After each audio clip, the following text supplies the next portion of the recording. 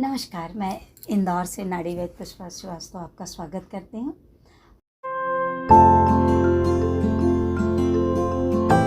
आप सभी वीडियो देखने वालों को मैं दिल से धन्यवाद करती हूँ। आज अपन प्राचीन रीति रिवाजों पर चर्चा करेंगे।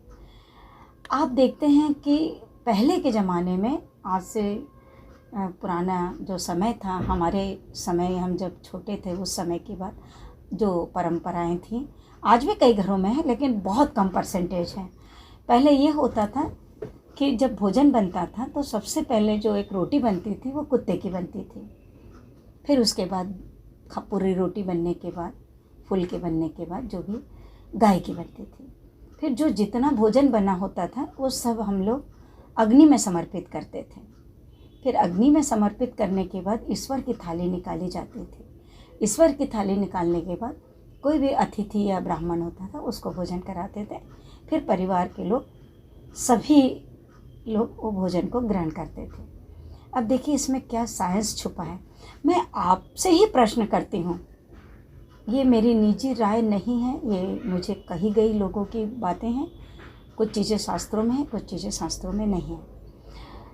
आज आपको ही इस पर मेरे को सोचने पर आप मजबूर हो जाओगे कि देखिए, जब पहले कुत्ते की रोटी निकलती है तो कुत्ते में सूंघने की शक्ति बहुत होती है। अगर उस आहार में या उस भोजन में जहर है तो कुत्ता उस रोटी को नहीं खाएगा, मतलब उसमें कुछ विष मिला हुआ है, साई। फिर उसके बाद गाय, गौ माता, जिसमें 33 करोड़ देवी देवता होते हैं, फिर उसको हम एक रोटी खिलाते थे। अगर गाय वो रोटी ना खाए तो घर के लोग वो अनाज को अच्छा नहीं मानते थे। फिर उसके बाद आता है अग्नि को समर्पित करना। अग्नि देवता है, जैसे वरुण देवता है ऐसे अग्नि देवता है। फिर अग्नि देवता में जो रसोइया होता था या जो भी घर का मुखिया खाना बनाता था, वो धीरे धीरे करके अग्नि में आहार डालता था।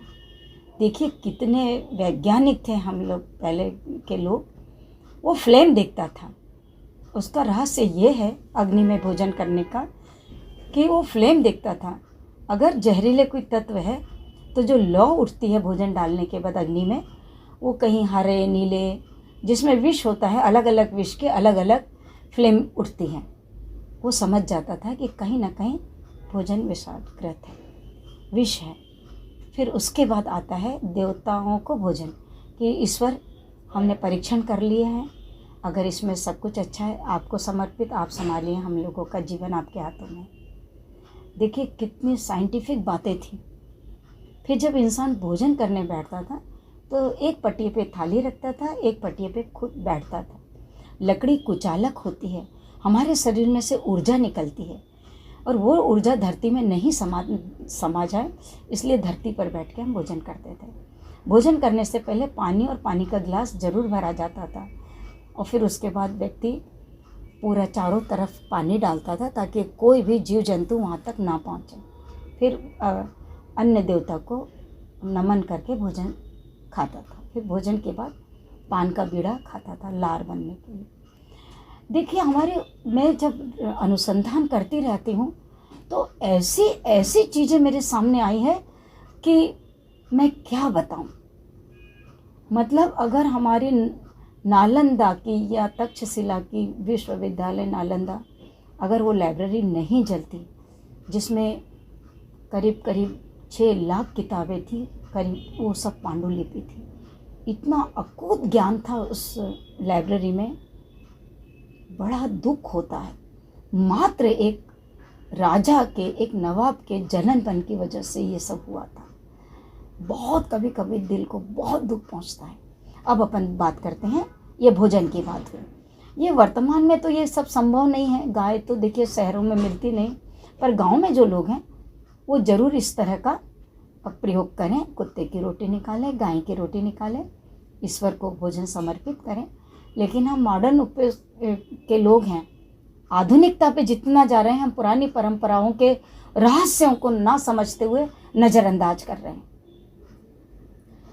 अब देखिए, मैं दूसरी चर्चा करते हुए, ये भोजन की बात है, ये तो बहुत विस्तृत ज्ञान है, मैं और कभी और इसके बारे में विस्तृत बतलाऊंगी सबको, आपको। जब हमारी पानी ग्रहण होता है, विवाह संस्कार जब होते हैं, जब वधू के हाथ में एक इस तरह से कंगन डोरा बंधा होता है, उसमें कई तरह की और भी चीज़ें लगी रहती है, तो सिंपल है, कुछ कुछ चीज़ें और डली होती हैं। ये सब चीज़ें तो ठीक है, ये कौड़ी औड़ी ये सब चीज़ें ठीक है, लेकिन इसमें छुपा हुआ ये फल आप इसको देखें ध्यान से। ये छोटा फल है, ये बड़ा फल है, ये वही फल है जो इस कंगन डोरे में बंधा हुआ है। आप किसी से भी पूछे, कोई इसका नाम नहीं बता पाएगा। एक फल है, इस फल का नाम है मैन फल या मदन फल। दोनों नाम से इसको खूब जाना जाता है, मैन फल या मदन फल। और ये मध्य प्रदेश में तो इसके काफ़ी वृक्ष होते हैं, बड़े बड़े वृक्ष होते हैं, पीले फूल आते हैं और बड़े यातायात में, कच्चे इसमें तो इसको बॉईल करके खाया भी जाता है।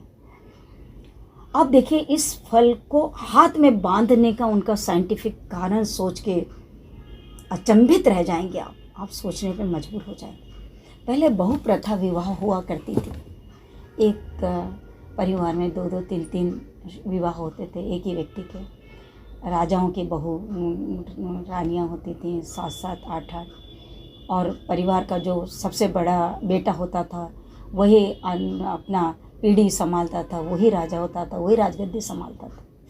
अब इसमें क्या होता है कि जब राजा किसी नई रानी से शादी करेगा, नई कन्या से विवाह करेगा, तो स्वाभाविक है कि वो बहुत खूबसूरत रहेगी, राजा का पूरा ध्यान उस पर रहेगा। तो उस समय क्या हुआ था, ये रिवाज बनने के पहले दुल्हनों की बहुत मृत्यु हो रही थी, बहुत ज़्यादा, मतलब बहुत संख्या में दुल्हनें मर रही थी। हमारे वैद्य लोग सोचने पे मजबूर हो गए कि इसका शॉर्टकट अपन कैसे निकालें वधुओं को, क्योंकि पहले इतना फॉरेंसिक नहीं था कि जहर हम पहचान ले, लेबॉर्ट्री नहीं थी, कौन सा विष दिया गया है, कौन सा नहीं दिया गया है। कई तरह के विष होते थे, जैसे सांप का जहर है इनडायरेक्टली, और खूब सारे उपविष भी है, बहुत सारे हैं, नाम तो नहीं बताऊंगी। बहुत तरह विष होते हैं कि जो बिल्कुल पता भी नहीं चलता है कि कब इंसान की मौत हो गई। तो उस समय हमारे जो वैद्य लोग थे या ऋषि मुनि थे, जो बहुत विद्वान थे, उन्होंने क्या किए, इस फल को दुल्हन के इस हाथ में बांध दिए। क्यों? अब बात आती है क्यों।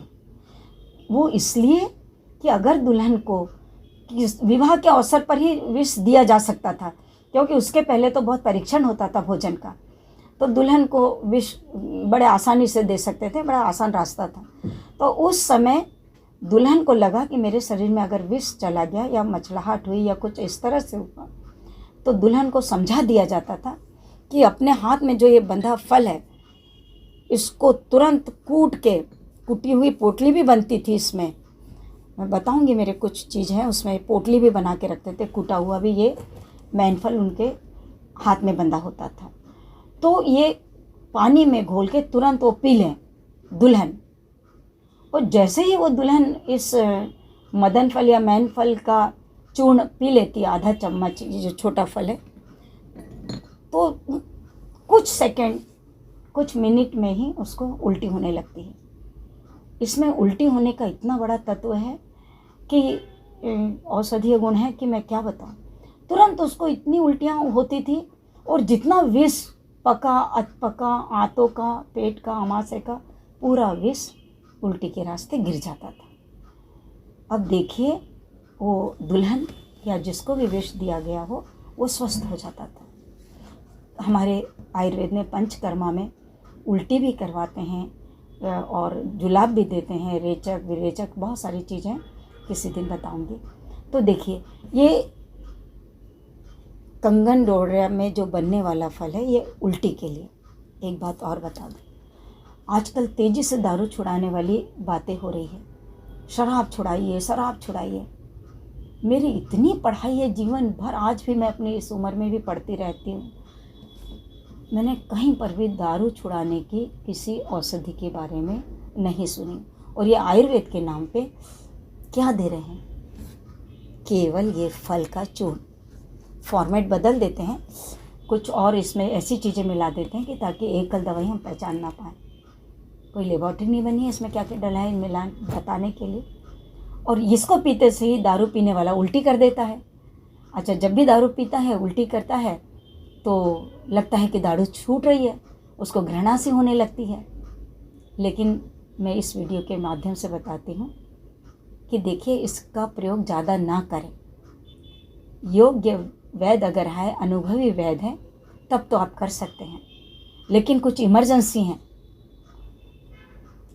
मैं फिर से दोहराती हूँ, अगर अचानक कोई ने बच्चे ने या किसी ने विष खा लिया हो गलती से, इस फल को आप अपने घर में ज़रूर रखें।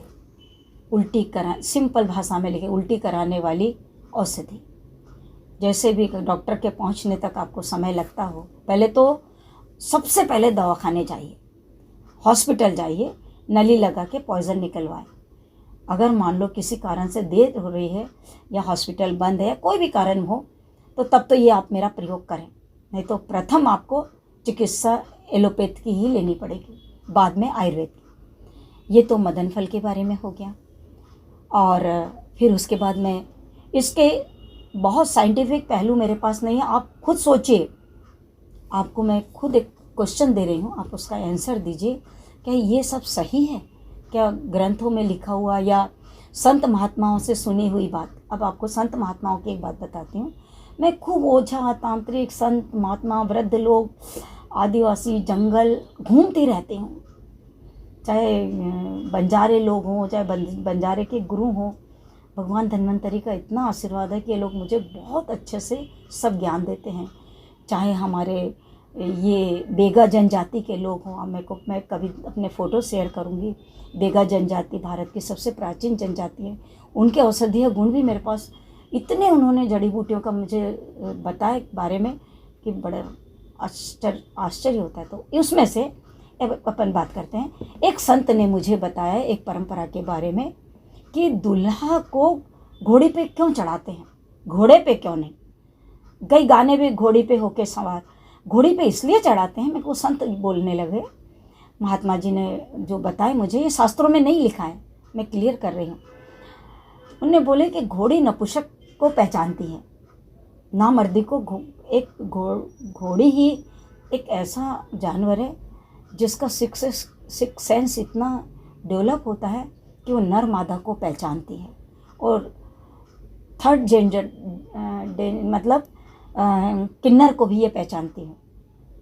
सीधी सी बात अगर करें, क्या होता है कई बार अभी वर्तमान में दूल्हे को पता नहीं तरह तरह की आदतें हो जाती है और नपुंसकता जैसा कुछ गुण दिखता है तो घोड़ी बिदक जाती है। और ये बात सच है, मैंने कई बार देखी मैंने। फिर क्या होता है, अगर घोड़ी बिदकती है तो नाई जाके, जो हमारे रीति रिवाज है उसमें यही था कि द्वार चार होता है, दूल्हा मतलब जैसे एक सिग्नल बताता है कि दरवाज़ा बजाता है नीम की लकड़ी से, सास आती है और सास घोड़े पर से उतारती है। नाई बता देता है कि लड़के में कुछ कमी है। इस सास को, वधू की माँ को ये था कि आप दूल्हे को विवाह से रोक सकते, इतना पावर था वधू की माँ को, वो बारात को लौटा सकती थी। अब हम अपने साइंटिफिक बातें भूलते जा रहे हैं। अब देखती हूँ बग्गी पे, पता नहीं कहाँ पे बारात तो आजकल मोटरसाइकिल पे, स्कूटर पे, पता नहीं कहाँ देखते रहते हैं, हंसी आती है। पुरानी परंपराओं, विवाहों की परंपरा के बारे में मैं उसके साइंटिफिक बताऊँगी आपको कि हर रीति रिवाज के पीछे, छोटे छोटे रीति रिवाज, तिलक लगाने के पीछे भी साइंस छुपा हुआ है। तो इस तरह की चीज़ें हैं। आप सोचिए, क्या ये सब सच था जो ऋषि मुनि या हमारे ग्रंथ बोलते हैं? ये सच है? आप प्रैक्टिकल करके देखें, आप खुद भी जज बने, खुद देखें। आप खुद वैज्ञानिक बनकर छोटी छोटी चीज़ों के वैज्ञानिक पहलू ढूंढें। यही मैं अपना ये वीडियो के तो बहुत लंबे हैं और अगली बार सेकंड पार्ट में और अच्छी चीज़ें बताऊंगी आपको। और मैं अपना यही वीडियो समाप्त करती हूँ, लेकिन उसके पहले मैं आपको एक बात बता दूँ। ये जो वनस्पतियाँ हैं हमारी, आप जितनी भी वनस्पतियाँ देखते हैं, पेड़ पौधे, पंछी, पशु पक्षी, गाय बैल, जितने भी, इंसान को छोड़कर ये जात पात नहीं मानते हैं, ये धर्म नहीं मानते हैं, सबको एक दृष्टि से देखते हैं। क्यों ना हम उनसे ये गुण सीखें। जिस तरह से मैं बोलती हूँ कि कोई भी जाति धर्म का व्यक्ति हो, किसी भी समाज का हो, दुनिया में किसी भी समाज का हो, कोई पेड़ नहीं बोलता कि आप फलाने जात के हैं, मेरे पास मत आओ। इसलिए हमें भी वृक्षों से, वनस्पतियों से, हमारे जंगलों से ये शिक्षा लेनी चाहिए। हमको उनके जैसा बनना चाहिए, हमको धैर्य रखना चाहिए। अभी वर्तमान में बहुत तेज़ी से मतभेद बढ़ रहे हैं। मैं दिल से चाहती हूँ कि ये मतभेद दूर से रहे। इंसान इंसान को परखे, सब बोले कि हम इंसान हैं, हम फलाने जाति के हैं, हम ठिकाने जाति के हैं। ये विवाद को कम करें।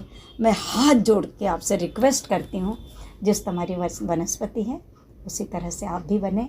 और मैं यहीं समाप्त करती हूँ। भगवान धन्वंतरी आपको सदैव निरोगी रखे, स्वस्थ रखे।